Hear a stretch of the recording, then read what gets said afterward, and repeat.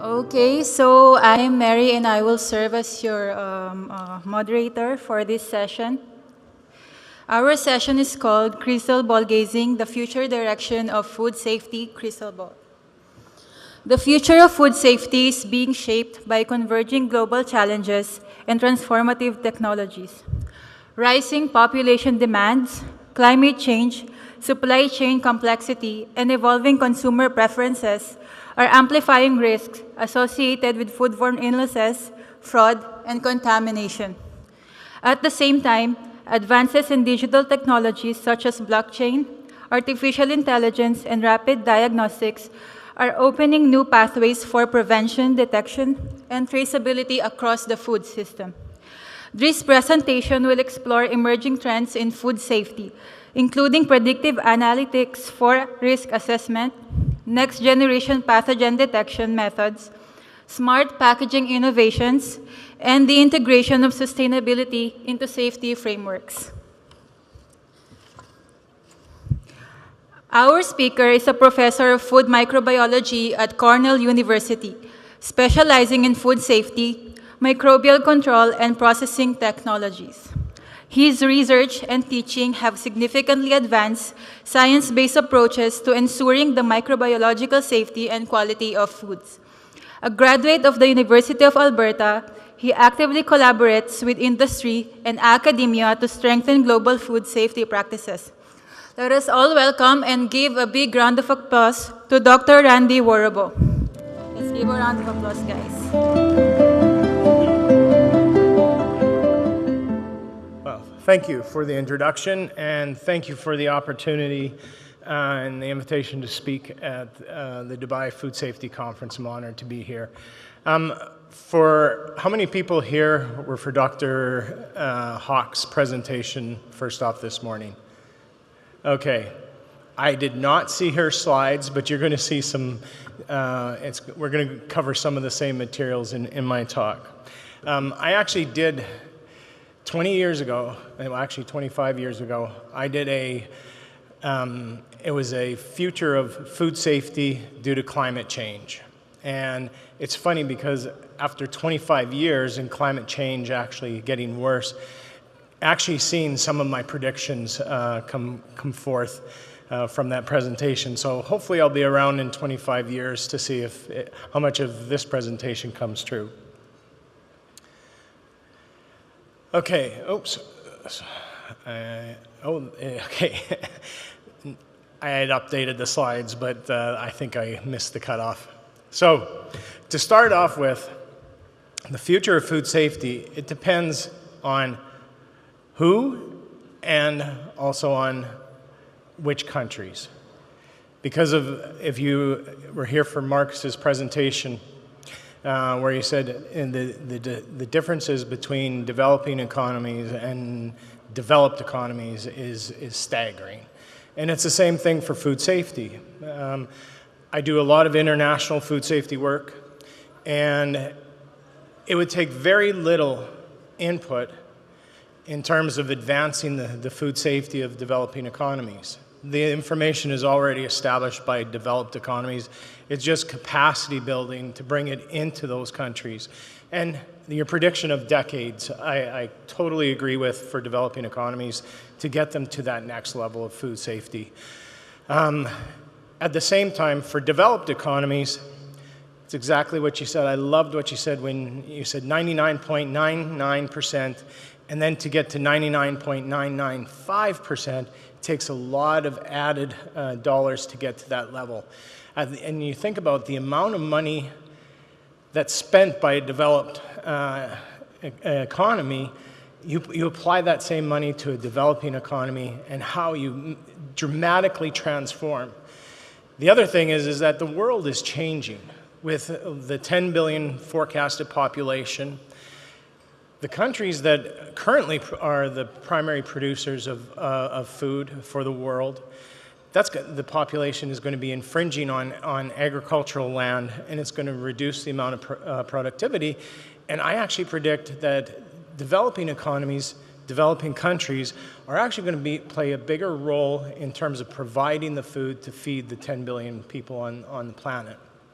Now, if we look globally at foodborne illness, WHO in 2024 said that it was roughly 600 million foodborne illnesses globally. The other thing that's we tend to forget about this is which countries are primarily have the burden of all this foodborne illness. It's the developing countries. And this is where focusing on this, we can dramatically make a difference in terms of global foodborne illness by targeting those developing economies. The other thing that this study went through is it's the same players, okay? It's your Salmonella, Campylobacter, Listeria, pathogenic E. coli, depending on where you are, Vibrio, hepatitis A, norovirus, and parasites. Now, this data comes from where? Who has the surveillance? It's the developed economies that have this data. And I can tell you, after working more than 15 years in developing countries, their cultural practices, their food handling practices are totally different, and they don't have surveillance to actually identify what the causative agents is rare. One of the few examples, I think, is when the fenugreek seeds were contaminated and then were exported to primarily Europe. It was France and Germany, resulted in a very large outbreak. But it was from one of those developing economy countries where the contamination came in, and it was a very different E. coli strain. It was E. coli 104, and it had hyperpathogenicity. So this is an example of how we can't just lump all these countries into one and say that this is what it's going to be across all different countries, depending on what type of economies you have. I put this up here because it's amazing. Number one cause of foodborne illness, improper handling. 50 years, and we still can't correct that. Still number one. And this is developed countries. It's just amazing. It should be easy to fix that. The other thing that is going to be changing, and we've already seen it, is how the supply chain has become global. The COVID pandemic really impacted supply chains. And this is where we were so accustomed, and we didn't even realize that our cherries and grapes and apples, we expect them in our grocery store all the time, fresh. Well, we also have to realize we never thought that, oh, well, it's the middle of winter, why are we getting fresh grapes and cherries? Well, it's coming from usually the southern hemisphere. So when COVID happened, the supply chain was severely disrupted. We also have environmental events, and a lot of these are climate change related. Anytime you have extreme weather, you destroy the crops. You may, to the point where you may have breach of water for agricultural water. It could be contaminated, which can lead to foodborne illness if there isn't processing of the food. This is particularly prudent for any type of produce. Anytime we have disasters, we have this need for food to go in because we've got a problem. We don't have a reliable food supply for the disaster-stricken area. And then, like I said, any type of pandemic sends severe shocks through the supply system. At the same time, with the change in the environment, with the change in processing and harvesting and all these changes, we're actually selecting for more resilient pathogens, foodborne pathogens. We're selecting ones that can tolerate higher temperatures, lower water activity environments. All these contribute to, and it's almost like we selected based on our practices that we're doing. Everything from the farm to the fork. It all contributes to which pathogens are actually being selected. What we currently do in terms of foodborne illness prevention and response, most developed countries have a surveillance program. Developing countries do not have surveillance programs. And this is where the surveillance programs identify what the causative agents are, what the food is, and you prevent as many of the foodborne illnesses as possible. We also have very specific regulations, and around the world, regulations for each country comes into play typically because there's been an outbreak.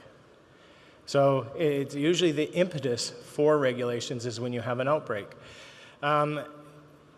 Ideally, it's prevention-based rather than reactive, but currently, the majority of regulations are reactive-based.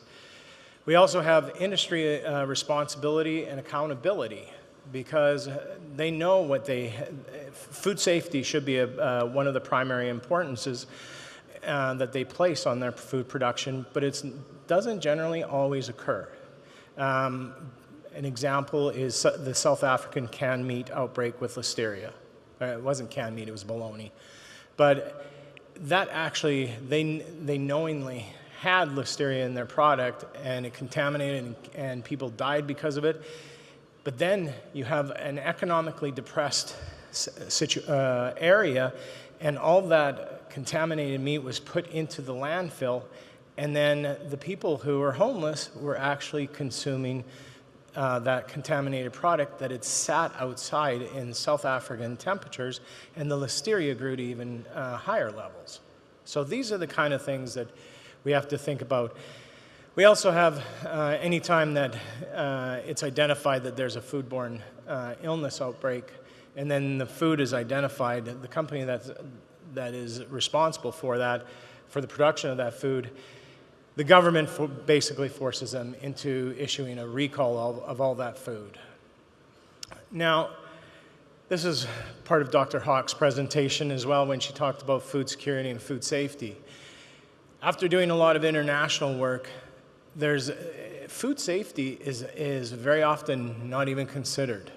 But the nexus of food security is actually where you have when you have a safe, accessible, nutritious, and sufficient supply of food. And it's only there where you actually have true food security. The problem with foodborne illness is that, especially when you have in developing economies and you have malnutrition, they're typically immunocompromised. They ingest contaminated food, they get foodborne illness, and because of the diarrhea and vomiting, it actually causes malabsorption of nutrients. So that sets them up for further malnutrition, stunting of growth, and then increased comorbidity. At the same time, because they're stricken with foodborne illness, they're also spreading it. So it's a very vicious cycle, and it has to be broken to make sure if you really want to elevate the overall health of that economically depressed area. Now, in terms of what the challenges we're going to be facing for food safety, it's feeding the growing population. Right now, we already have issues in terms of food security around the world. The thing is that with more people, there's going to be more food production, and on large scale, sometimes your chances of having a breach in the safety of the food is going to be higher as well in terms of total numbers. Climate change is going to cause loss of land, especially for countries that are at sea level. Best example, Bangladesh. Essentially, the entire country is at sea level, and the increase of 2 inches will flood most of the agricultural land that they have right now. So it's going to, and anytime you have the loss of the land, you're now going to reduce the amount of production of food that has to meet that 10 billion requirement in 25 years. We also have, with the climate change, the destruction of crops, like the typhoon that went through the Philippines. Just think about how much of the crops are left. So now the Philippines has to deal with securing a food supply that was originally planned for their country. We also have, especially with this globalization, as I mentioned earlier, supply chain complexity is huge because now we're getting it from all over the world, and then the pandemic is just the tip of the iceberg. We have any type of war or any kind of conflicts, we can have interruption of the supply chain and it directly impacts consumers. We also have consumer preferences, and this is more in developed countries than developing countries. Consumer preferences for raw foods and clean labels. Well, raw milk is a known vector for Campylobacter, Coxiella, Listeria, E. coli, Salmonella. The consumers are actually deciding for more unsafe food right now than they have in the past 30 years. The future of food safety is going to be defined by shifts towards, this is where the technology comes in. It's going to be preventative and predictive models rather than reactive. And then it's going to be relying on technologies like artificial intelligence. How many people here have heard of Internet of Things? Show of hands. A couple. That is, I predict that is going to be a huge thing in the next 25 years.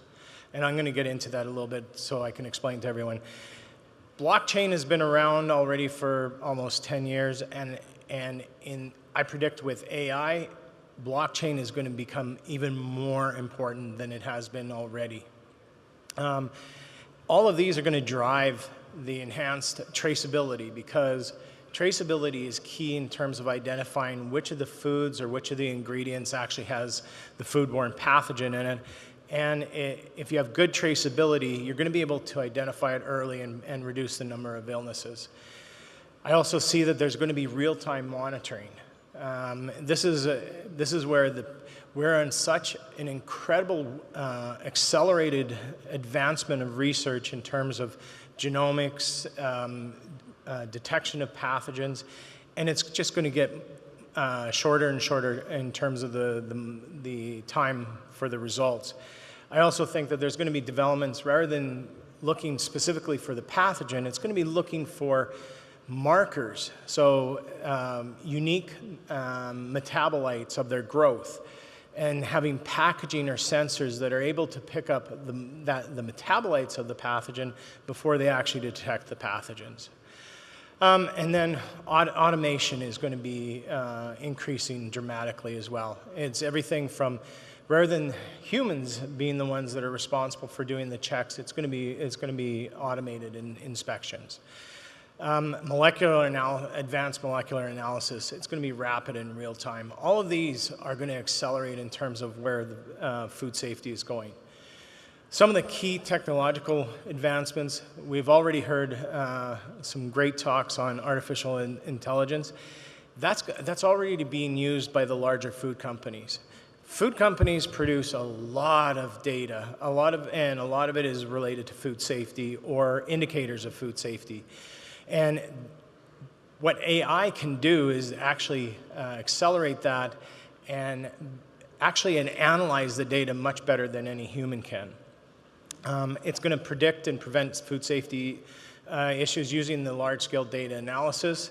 It's going to drive predictive analytics in food inspection. So typically, and I'm talking this from a regulatory or a third-party inspection, where people come in and they request certain dates. So I know it's going to be U.S. directed, but FDA, when they do an inspection, they ask for 3 random dates. So they base the company that they're inspecting, their safety or their control of their food safety on those 3 days of production, whereas AI can take massive amounts of data and actually apply and look at a lot larger window and do a much better job in terms of determining what food safety breaches are actually occurring in that company. I know there are larger companies right now that are taking the massive amounts of food safety data, and they're actually using AI to do predictive in terms of whether they have breaches in food security within their company. So this can be anything from indicator organisms for pathogens or the actual pathogens themselves. I also see AI being used for testing and analyses because there's limits to all methods. And with AI, it basically can encompass all these outliers that are actually food safety risks and do a better predictive job in terms of assessing the safety of the food. For Internet of Things, this is basically, it's like all of us. All of us have our cell phones on us, right? 20 years ago, that was not the case, right? And that's how rapidly it evolves and how much we rely on this. I predict that it's going to be the same thing in terms of the monitoring of each of the units that is going out of companies. And anytime that you have a network, it's going to be downloading all the information that you program it for. So safety parameters such as temperature, it can be humidity, it can be cross-contamination even just by analyzing what lots are in the same C-can or refrigerated trailers. And then, like I said, smart packaging, I see this as a big change in terms of being able to actually identify whether you've got safety issues before it's consumed by the consumers. And then for blockchain, if you don't know what blockchain is, it's basically every person that's part of the flow of the food, everything from the farm to the consumer, they have to upload data, and it's immutable, meaning it cannot be changed once it's entered in. And it basically makes everyone in that chain accountable for all the safety parameters that are in control for those foods. The biggest thing I think that's going to happen is already bioinformatics and the omic technologies, it's everywhere, but it's actually going to advance even more. So we were talking about whole genome sequencing, and now it's metagenomic sequencing. As microbiologists or food safety professionals, we introduce a huge bias into what we're actually trying to analyze for. So, and it's the way we've been trained. If we want to look for salmonella, you use specific media, same for listeria. But what happens if that's not the primary pathogen that's contaminating the food and causing illness? So by using metagenomic sequencing, and it's called deep sequencing, so you do multiple layers. Right now it's very expensive. It's about $5,000 for a sample. But you get all the microorganisms that are there. And it's even detectable down to the level that pathogens normally contaminate foods. So this tool, I think, is going to be even more useful in terms of that huge, in the pie chart of all the causative agents for foodborne illness, we always have this big piece of the pie that's unknown. And I can see where deep metagenomic sequencing is going to fill up that section of the pie that is currently unknown. It's actually a lot more accurate, and it can be more accurate in determining the foodborne pathogens that are persisting in populations. So this is especially important for developing countries.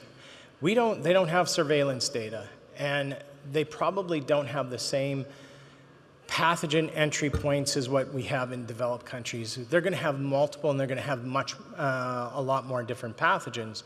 By using this, you can actually, you'd have to test for the country, region, and season, and you can come up with, rather than a predictive, it would actually be factual based on the sequencing that you get.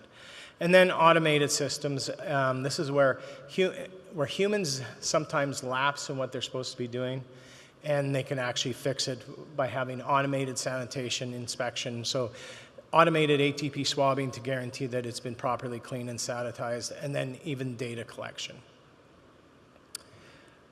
Okay, in terms of regulations and risk assessment, they're going to be data-driven. And they're actually going to be predictive. It's going to be analytics-informed regulation frameworks rather than reactive, which is what we have currently. We're going to have enhanced traceability. In fact, in the United States, we already have the traceability regulation as part of FSMA. And then this is also what Dr. Hawk said in terms of the risk analysis. It's not only going to be on food safety, but it's going to be a broader scope to integrate health, nutrition, and sustainability. The problem we have, and this is exactly to Marcus's point, we have a digital divide. I call it a digital divide. The difference between developing and developed economies. So as Marcus said, it's going to be the developed economies that have the money and have all the data. So it's going to require some capacity building and specialized assistance. And it's ironic, I didn't see your slides, I didn't see Dr. Hawk's. It's also a change in workforce and culture. People aren't going to be used to adapting, and they're going to have to adapt to working with AI. And they're going to have trust in AI. And then sustainability and health, balancing safety, sustainability, and nutrition. So with that, I have 20 seconds. So the next era, I predict data-driven, automated, and globally connected. And then all those technologies, AI, IoT, and biotechnology will increase the detection speed as well as prevention. And then most importantly, we need the collaboration across sectors to make sure that we build a safer, sustainable, and equitable food system. And with that, I thank you.